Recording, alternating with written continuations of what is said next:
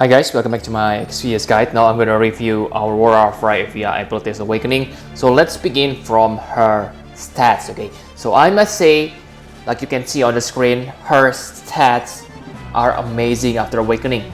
She can rival Elena because like you can see, she gets amazing health, defense, and spirit. Yes, they are still lower than Elena, but still pretty good. And for attack and magic boost, she has 200% on both. Okay, still lower than Elena, but it is higher than Rap. And the best part about Aurora Fryevia is she has 250% true double hand. But again, she has one problem, and that is her weapon selection.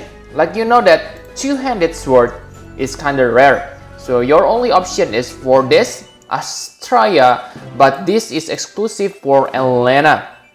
So for Aurora Fryevia, she needs to get her own STMR, which is not affordable for most free-to-play players.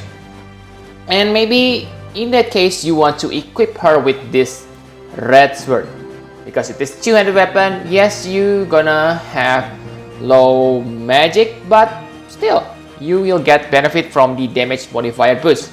Okay, and for the abilities awakening priority, I think the first passive you need to awaken is this Daybringer, because this will give you huge damage modifier, which is probably more useful than raw stats boost. And it's also cheap, only 120,000 gils. And the next passive is Light Streak. This Light Streak will give you nice true double hand boost, okay? 100% true double hand for attack and magic. And that's it for only offensive stats boost. So the third priority is Wielder of Light. This will give your damage boost to Aurora Storm. So if you pair her with normal Fryevia, you probably gonna use this Aurora Storm. And the biggest reason is this will give you huge health, MP, defense, and spirit. So really good for your survivability. And next, Double Flash. This is really important. Yes, I know she has triple cast and it is almost permanent, but this double flash +2 allow you to use her cooldown ability with normal or other cooldown ability. You will see later that you need this. And for her Lantern ability, it is also very nice. Make sure you awaken this, and yes, you will get nice survivability boost here. And maybe the biggest reason is to get this 50% demon and human killers. That after awaken this, you're gonna have 100% demon killer, which means she gonna be useful on many trials on this game. 50% humans against series post battle Emperor, and she has high spirit too. So she's really good character if you haven't defeated that Emperor boss battle. Okay, and Undead Killer. So far, I must say her passives awakening are really good. Okay, now let's talk about her active abilities. Okay, so for her active abilities, the must-have awakening is this. Okay, Flash Radiant Might +2. This will give you insane damage modifier for your abilities, and like you can see, this lasts forever. So you only need to cast this only if you die in the battle, okay? So pretty nice. And for offensive, make sure you awaken this Gift of Daylight. Okay? This Gift of Daylight is really good because this is almost permanent. 4 turns cooldown, the duration is also 4 turns. So yeah, you only need to cast this every 4 turns.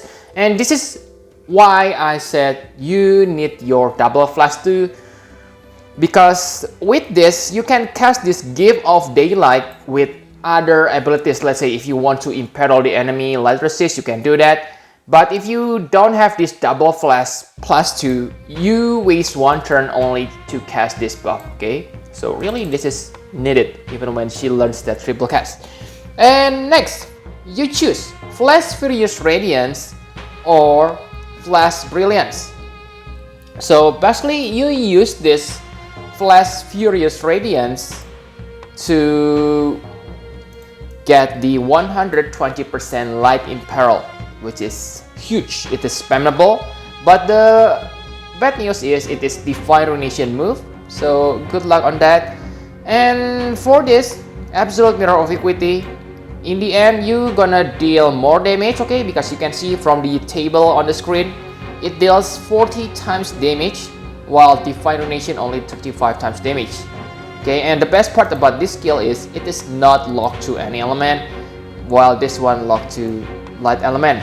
Okay, so if the enemy has, let's say, 200% light resist, you don't want to use this, okay, because the enemy is still gonna have 80% light resist. So you're gonna use other elements with this Flash Brilliance. Okay, and maybe I don't think this is needed, but if you have spare crits, you can awaken this. I mean this First Light, okay? This deals nice damage. You can deal up to 80 times, which is huge.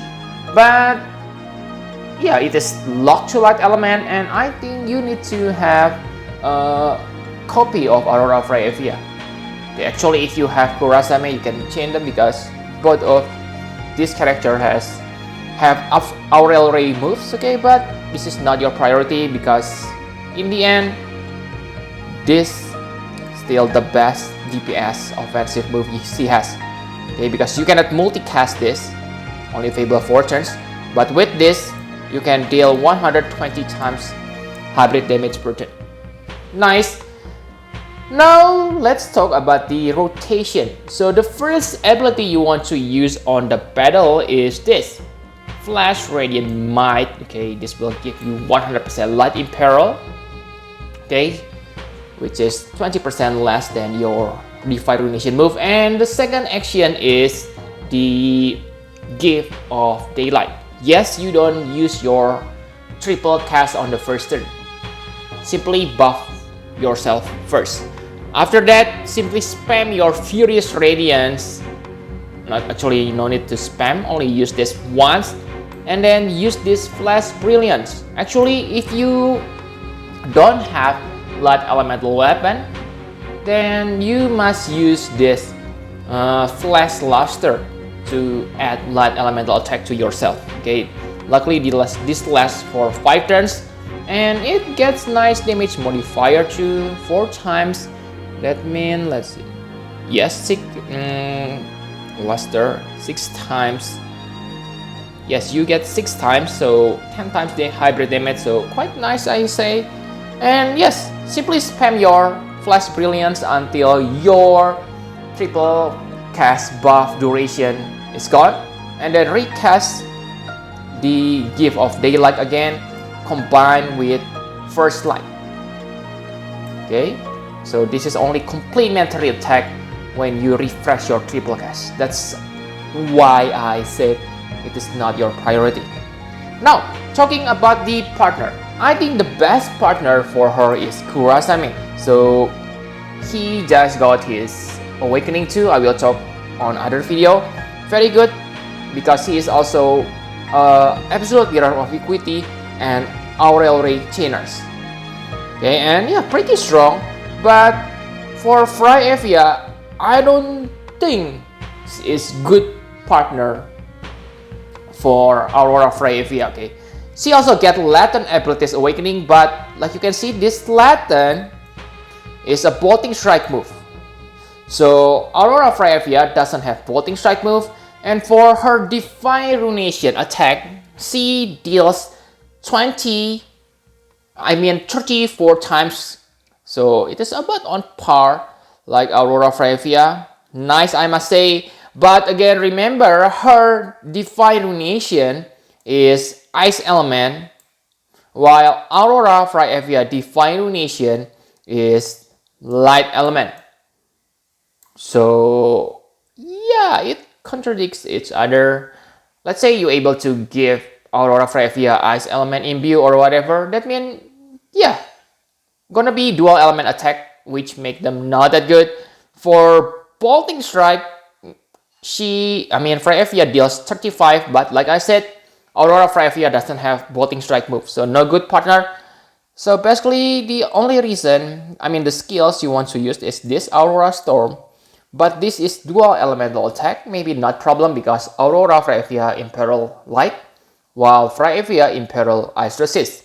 So dual element is not problem, but again, this deal 38 times damage, and remember Aurora Fryevia's strongest attack is Absolute Mirror of Equity. So yeah, I don't see any reason to use this with Fryevia. Okay, so actually the best partner for Fryevia is Elena, because Elena is also a bolting strike chainer. Okay, Elena bolting strike, and if I'm not mistaken, she also has disorder. Let's check. Yeah, bolting strike, disorder. So yes, Fryevia is good partner for Elena, but not a good partner for Aurora Fryevia. So that's it. My conclusion for Aurora Fryevia is, wow, she is really amazing because she has many chaining families. Okay, Onion Slice, let's just forget about that. But yeah, a lot of chaining families and become really strong, guys. Yeah, basically she is a, I forgot, okay, New Year Fan Festa or whatever. It has been long and she becomes really strong, and based on Furcula, she is the best hybrid attacker right now in terms of average damage. Okay, so amazing. And the problem I have with her is she is kind of hard to gear. Remember, like I said, needs Super Trust Master Reward weapon, and yes, she is not locked. Not because her Absolute Mirror of Equity is non-elemental move, but yeah, she need to have someone who able to give her elemental imbue, because yeah, only able to imbue light weapon, and she is a true double hand character. That's kind of a big flaw in my eyes. Okay, but still pretty good hybrid character. But for Fryevia, I must say she is also amazing, especially because she is really a relic character, guys. I think she is the strongest relic character we have right now. Really old characters. I believe lots of veteran players have her. So it is nice addition if you don't have hybrid character and get her latent abilities awakening. Okay, really good. But the problem she has is she is locked to ice element. So if you fight the enemy who resists against ice, then she is out. Okay, so yeah, I think that's all you need to know about this duo Fryevia. Thank you very much for watching. Please hit the like button and subscribe to my channel for more Final Fantasy Parallax VS Guide. Bye bye, guys.